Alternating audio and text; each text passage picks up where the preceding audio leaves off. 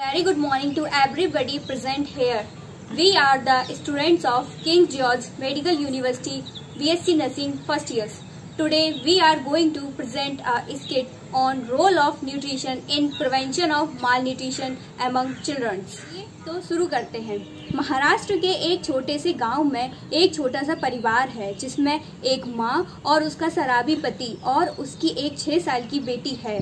पति के ना कमाने से घर का सारा बोझ उसकी माँ अकेले उठाती है। जैसे तैसे घर घर जाकर छोटे छोटे काम करके वह अपना और अपनी 6 साल की बेटी का पेट भरती है। सुबह 6 बजे घर में माँ सुनीता अपनी बेटी राधा से, राधा, बेटा राधा। हाँ माँ। उठ जाओ, मैं काम करके आती हूँ, तब तक तुम कुछ खा लो। ठीक है माँ। बेटी उठकर खाना ढूंढने लगती है। बेचारी को वहाँ पर केवल एक सूखी रोटी ही मिलती है जिससे उसको काम चलाना पड़ता है और फिर वह खेलने में लग जाती है। मकान मालकिन के घर। दीदी जी, मैं झाड़ू पोछा कर लेती हूँ। हाँ ठीक है।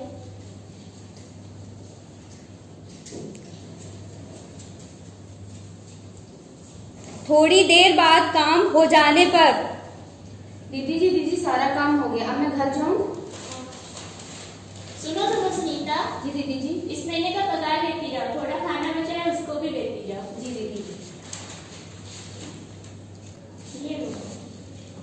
धन्यवाद दीदी जी। घर का काम करके शाम को जब माँ घर लौटती है। बेटा राधा। माँ आ गई। मैं तेरे लिए खाना लेके आई वाह, हूँ। खाना भी है। माँ अपनी बेटी को दुलार कर ही रही होती है, तभी वहाँ पर उसका शराबी पति पहुँचता है। अरे ये क्या, इतना देर से क्यों आई? कहाँ थे पिता? तुम तो कुछ कमाते नहीं हो, सारा घर का खर्च मुझे अकेले को उठाना पड़ता है, इसलिए देरी हो गई। मुझसे जुबान लड़ाती है। तभी पति की नजर सुनीता के हाथ में रखे पैसों पर पड़ती है। अरे तुझे पगार मिली है, तुमने मुझे बताया भी नहीं। दे पैसे मुझे। नहीं, मैं मुझे नहीं करी। नहीं, मेरे घर को चलाने के लिए पैसे नहीं कमा रही हूँ।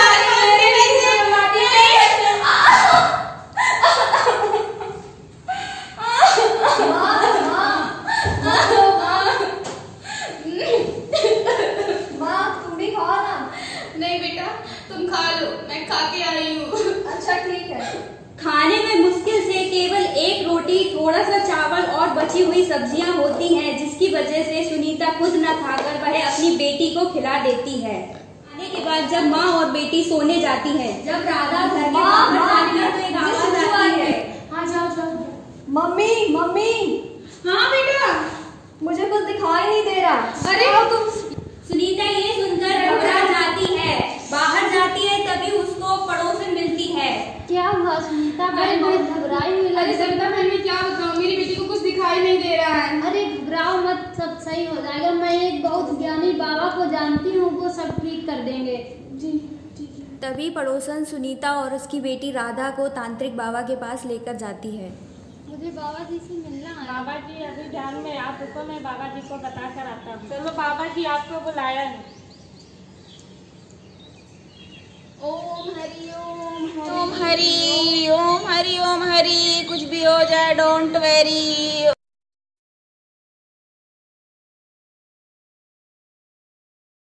बाबा जी मेरी मदद कीजिए, मेरी बच्ची को कुछ हो गया है, मेरी बच्ची को कुछ दिखाई नहीं दे रहा है। बाबा के पास हर चीज का इलाज है।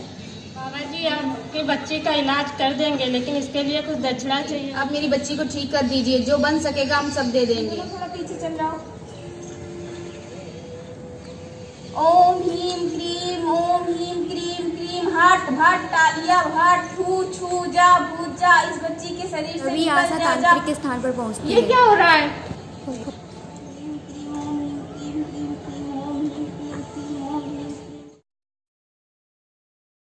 उठो चलो यहाँ से। बाबा जी बाबा उसको बताइए नहीं तो। अरे कहाँ गए सब? अरे मेरा झुलवा वो मेरी बच्ची बीमार हो गई थी, इसलिए बाबा जी को दिखाने गई थी। आप कौन? मैं यहाँ की आशा हूँ।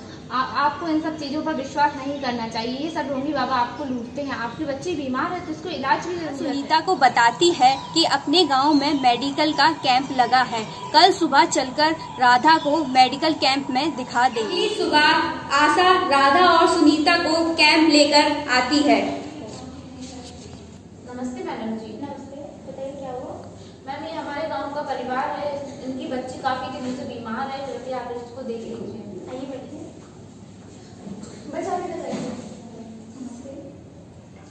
बताइए आपको क्या दिक्कत है?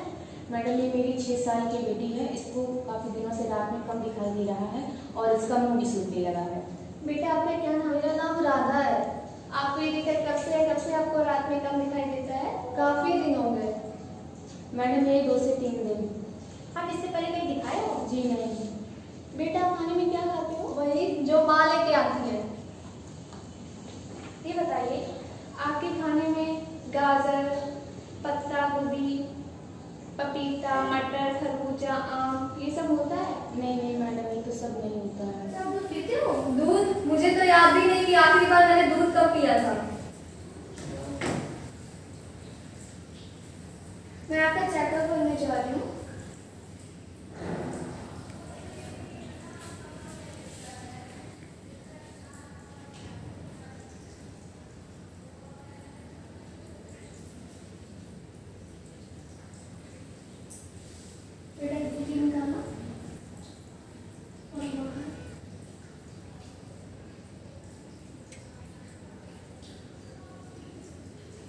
सुनिए, आपकी बेटी ना भी बढ़ती उम्र में है, इसको ना सही से खाना नहीं मिल पा रहा है, तो ये कुपोषण के लक्षण हैं। आप उनको खाने में हरी सब्जियां जरूर दीजिए।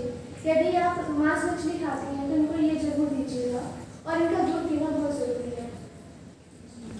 लेकिन मैम, मैं अकेले कमाने वाली हूँ, इतना सब कहाँ से लेके आऊँ?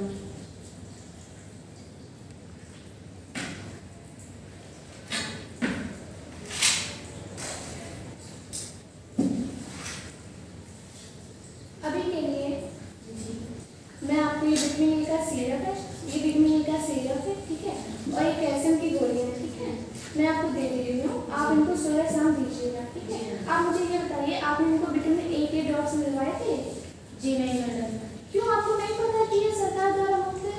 नहीं मैडम, इस बारे में तो हमें कोई जानकारी नहीं है। बेटा, आप किस क्लास में पढ़ते हो? मैं तो स्कूल ही नहीं जाती। क्यों, आप अपने बच्चे को स्कूल भी नहीं भेजते हो? मैडम, मेरे पास इतने पैसे नहीं है जो मैं स्कूल भेज सकूँ। पर ये सब तो सरकार द्वारा मुफ्त कराए जाते हैं। लेकिन मैडम, मुझे इस बारे में कोई जानकारी नहीं है। आशा, आपने गाँव वालों को नहीं बताया कि ये सब सरकार द्वारा मुफ्त है?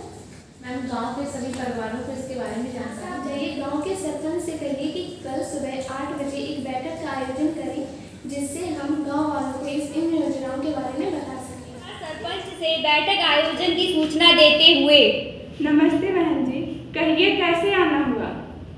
जैसा कि आपको पता होगा कि अपने गांव में मेडिकल का एक कैंप आया है, उस कैंप का स्टाफ अपने गांव वालों को कुपोषण के बारे में जानकारी देना चाहता है, तो आप सुबह 8 बजे पूरे गांव को पंचायत भवन में एकत्रित कर लीजिएगा।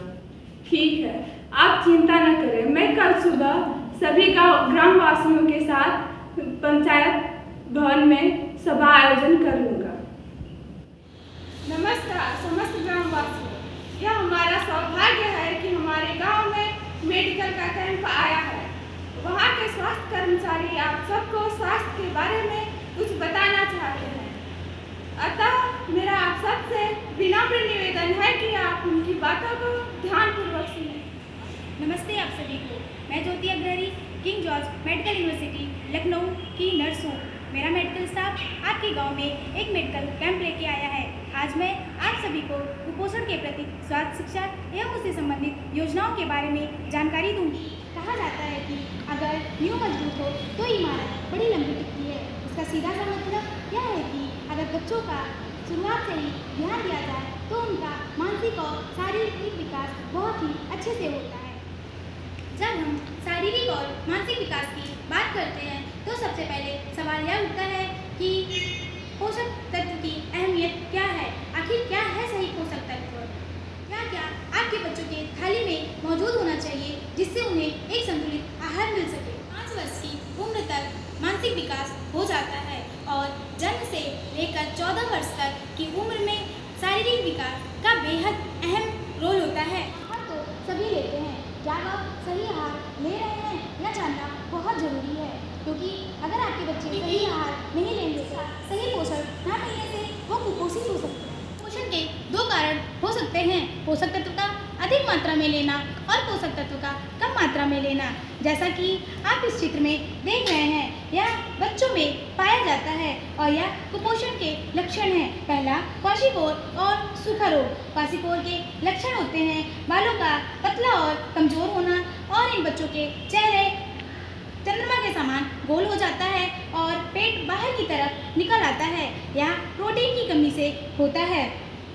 ये आप देख रहे हैं सूखा रोग। सूखे रोग में बच्चों के बाल पतले और कमज़ोर हो जाते हैं और ये बच्चे बहुत ज़्यादा चिड़चिड़े होते हैं। इनका मुंह भी बहुत ज़्यादा सूखता है। इनकी हड्डियाँ इतनी कमज़ोर होती हैं कि छोटी छोटी चोट पे इनकी हड्डियाँ टूट जाती हैं। यह भी प्रोटीन की कमी से होता है। अब मैं आपके बच्चों के कुछ पौष्टिक आहार के बारे में बताने जा रही हूँ।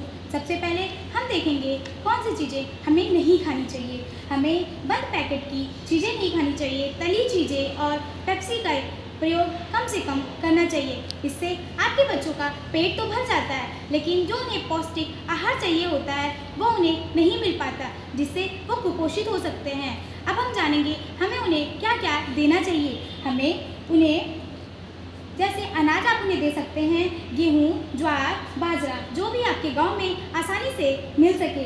और सब्जियों में हम उन्हें हरी पत्तेदार सब्जियां जैसे पालक, चौलाई, बथुआ और कद्दू, भिंडी, शलजम दे सकते हैं।